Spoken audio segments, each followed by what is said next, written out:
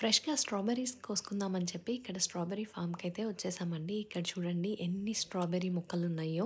ఇవన్నీ స్ట్రాబెర్రీస్‌వే. మనకి పైన కాయలు కనిపించవు.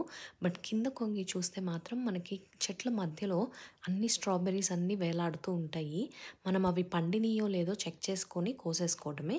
ఈ ఫామ్స్‌లో ఏంటంటే మనకు కావాల్సినన్ని ముందే మనం కోసేసుకొని ఇక్కడే మనం తినొచ్చు కూడా. ఎన్ని తినాలనుకుంటే అన్ని తినొచ్చు.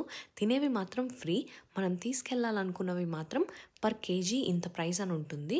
అవి పే చేసేసి మనం తీసుకొనెళ్ళొచ్చు.